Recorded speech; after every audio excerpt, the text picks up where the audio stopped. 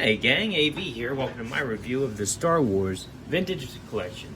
Return of the Jedi, the Emperor figure. Here he is in the packaging. As you can see, he's a blister carded figure with the vast majority of his accessories visible there in the bubble. A screenshot from the film was there on the right hand side. They have Kenner down there just for nostalgic purposes. Flipping it over here on the back. You gotta pick a shot of some of the other figures that were also available at the time of his release, and a whole bunch of legal mumbo jumbo in a whole bunch of different languages. So, all in all, oh, and this is the Vintage Collection 200th figure, for whatever it's worth. That's all I gotta say about the packaging. Let's open him up and have a look at how cool he actually is. I apologize for not having an appropriate background for this guy, but I felt, even if I used my Death Star backgrounds, I don't have a throne room background, so he still would have looked out of place. So I figured I already had this out from my last review. I'm just going to use this one. You can make your nasty comments down below, that's fine. But, yeah, I'm just going to make it, make do with what we got here. I can't knock it out. I can't hit a home run every time. You know what I mean? So anyway, toss that off to the side there. Let's get his accessories out. Cane.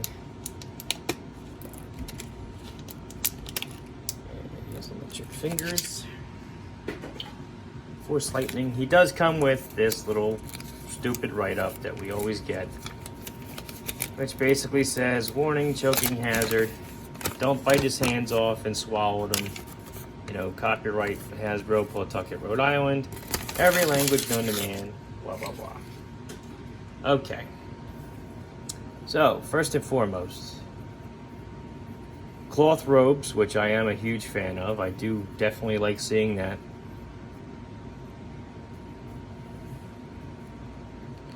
Although it may find his articulation joints a little tougher. He's got this cane, nice and gnarled. Definitely looks the part. And he comes with right and left Force lightning hands with transparent plastic there in blue. The hands and fingers are painted over that, which is nice. These would actually make for a very cool electro custom hands, now that I think about it. Alright, his face sculpt is excellent. I actually really like the face sculpt on him. The hood is plastic and it sits pretty nice over the face. I just hope you can see his face as well as I can. That's pretty great likeness on there. Let me see here.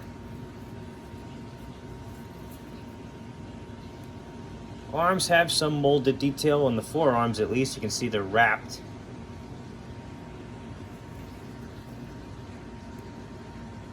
Trying to find his elbow joint here. I believe that's it. There we go. All right.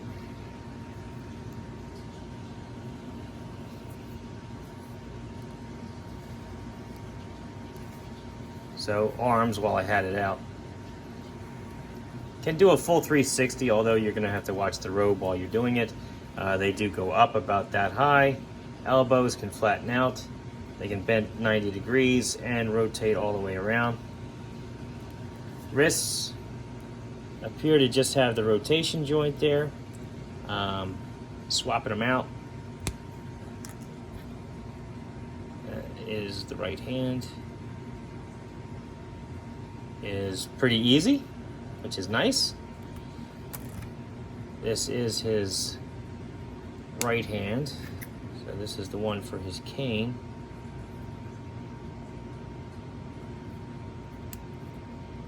Which does fit in his hand quite well, although a little loose, but he can hold it.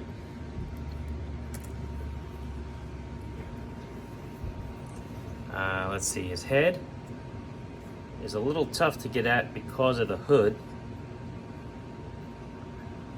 Let's see. Can I take the hood off for a second? Yeah, there we go. His head is very stiff. Wow.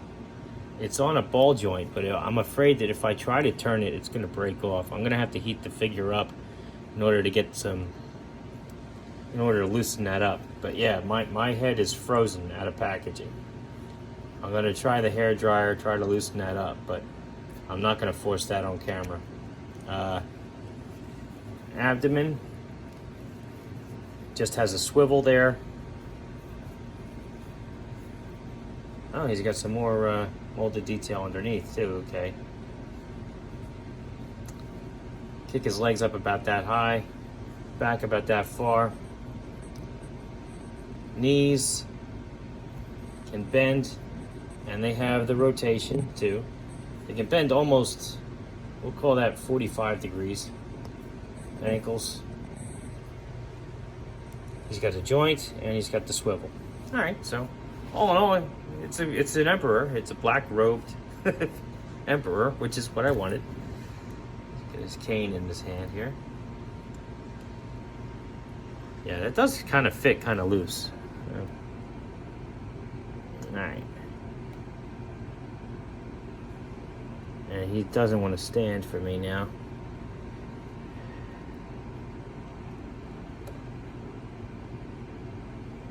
Come on now, stand. All right. I know what you're thinking. Why don't you just use the foot pegs in the base? Well, I could do that, but that would be too easy. I want the guy to stand up on his own. Because I like, I like to suffer. That's why. All right, you gonna stand? You gonna work with me? Yeah. All right. So here he is next to a vintage collection Luke Skywalker figure. So you can see how they size up. Looks to be about the appropriate height to me. Here he is next to a vintage G.I. Joe figure, Snake Eyes from '82. They size up quite well together. Because he is a vintage collection figure, he is more on the shorter side, 3¾ inches tall. So all the rest of the figures are going to appear a little bit taller than him, including this more modern G.I. Joe figure from the Dollar General line. Boss Fight Studio Blank. Marvel Universe Captain America. And Master Chief. So all in all, I think he's a decent figure. I wanted an Emperor. I am a fan of the cloth robes. There is some customization potential here too, if you're interested. He's gonna look great on my shelf. That's why I bought him. I am a little disappointed that his cane doesn't fit better in his hand, and that I actually have to heat up his neck joint in order to get his head to turn. But it's not like that's the only time I've ever had to do that. It happens all the time with other toy companies, Hiya Toys especially.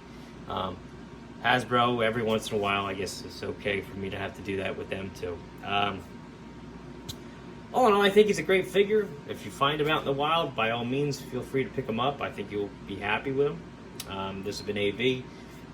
If you like this video, check out my channel. If you like what you see there, then please subscribe. And as always, thanks for watching.